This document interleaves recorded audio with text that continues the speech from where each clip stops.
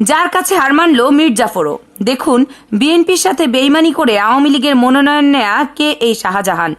BNP বলছে আজকের দিনে যদি মির্জাফর বেঁচে থাকত তাহলে তিনি সাবেক মন্ত্রী শাহজাহান ওমরের কাছে নতি স্বীকার করত, কারণ বিএনপির সাবেক মন্ত্রীদের কঠিন সময়ে হাত মিলিয়েছেন আওয়ামী লীগের সাথে। শুধু তাই নয়, জেল থেকে ছাড়া পেয়ে তিনি নৌকার মনোনয়ন পেয়েছেন। জানলে অবাক হবেন, বিএনপির চোখে মির্জাফর হওয়া এই মন্ত্রী দীর্ঘদিন ধরে কাজ করে আসছেন বিএনপির ভাঙন সৃষ্টিতে। আমাদের আজকের এই ভিডিওতে আলোচনা করব শাহজাহান ওমরকে নিয়ে। অবাক সব তথ্য দিয়ে সাজানো হয়েছে ভিডিওটি। কে এই শাহজাহান ওমর? বিএনপি নেতাকে নৌকার মনোনয়ন দিল শেখ হাসিনা। এই সব বিষয় নিয়ে শাহজাহান ওমরের সবকিছু নিয়ে আজকের এই ভিডিওতে আমরা আলোচনা করব। শাহজাহান ওমরের জন্ম 24শে ডিসেম্বর 1947 সালের ঝালকাঠি রাজাপুর উপজেলার সংবর গ্রামে। তিনি একাধারে একজন অবসরপ্রাপ্ত সেনা কর্মকর্তা, মুক্তিযোদ্ধা, রাজনীতিবিদ ও আইনজীবী। বাংলাদেশের স্বাধীনতা যুদ্ধে তার সাহসিকতার জন্য সরকার তাকে বীর উত্তম খেতাব প্রদান করেন। 10ই অক্টোবর 2001 থেকে 7ই এপ্রিল 2002 সাল পর্যন্ত তিনি ভূমি প্রতিমন্ত্রী ছিলেন। বাংলাদেশে আইন, বিচার ও সংসদ বিষয়ক মন্ত্রী হিসেবে তিনি 7ই এপ্রিল 2002 থেকে 29 অক্টোবর 2006 সাল পর্যন্ত দায়িত্ব পালন করেছিলেন। তিনি ছিলেন বিএনপির ভাইস চেয়ারম্যানও।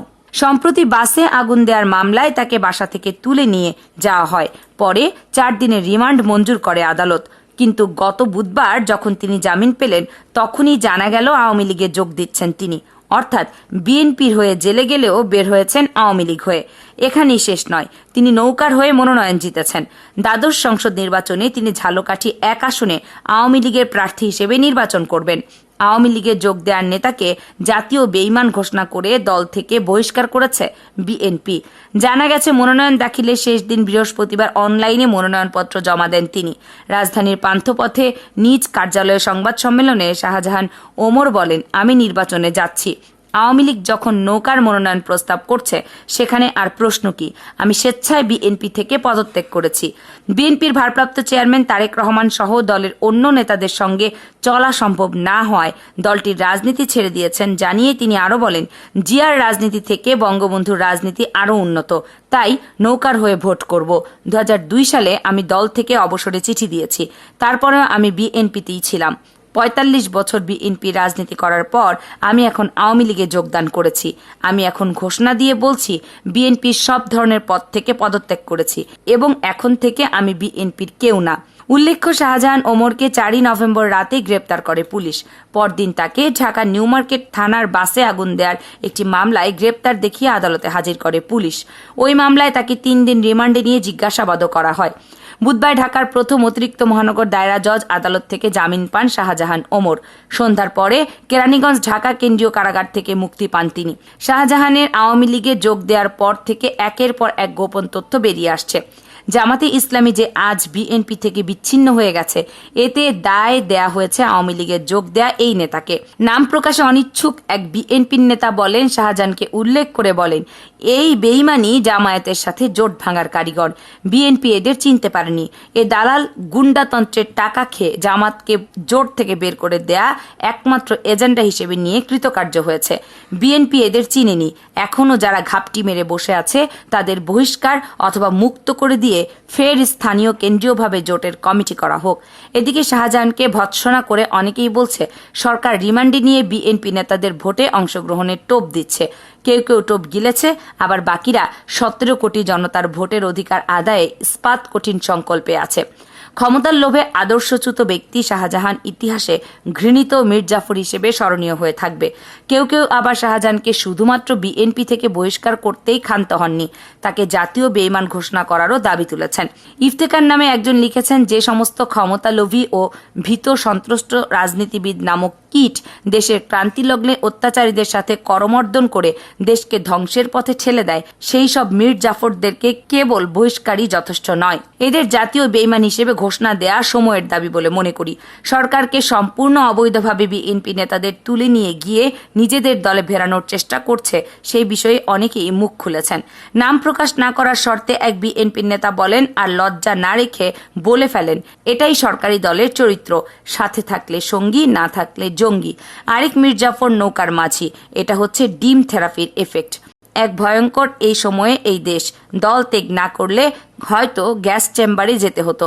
আওয়ামী লীগ যে জোর করে ক্ষমতায় এত বছর টিকে আছে, এর পেছনে শাহজাহান ওমরের দায় দেখছেন কেউ কেউ। এক বিএনপি সমর্থকদের দাবি, বিএনপির দুধকলা দিয়ে বেঈমান ও মির্জাফর পালন করেছেন। এখন বোঝা যাচ্ছে কেন বিএনপির আন্দোলন হার্ড লাইনে নেওয়া সম্ভব হয়নি। এই নেতাদের কারণেই বিএনপি আন্দোলনে যেতে পারেনি, কারণ তৃণমূলের নেতাকর্মীরা অত্যন্ত শক্তিশালী ছিল। যারা সত্যিকারের রাজনীতি করেন তারা জেল জুলুমের ভয় করে না। তবে শাহজাহানে যোগ দেওয়ার বিষয়ে চিন্তিত নয় বিএনপি। তারা বলছে, মীর কাসিম কিন্তু টিপু সুলতানের সাথে বেইমানি করে ইস্ট ইন্ডিয়া কোম্পানির সাথে হাত মিলিয়ে কি পেয়েছিলেন? কিছুই পায়নি।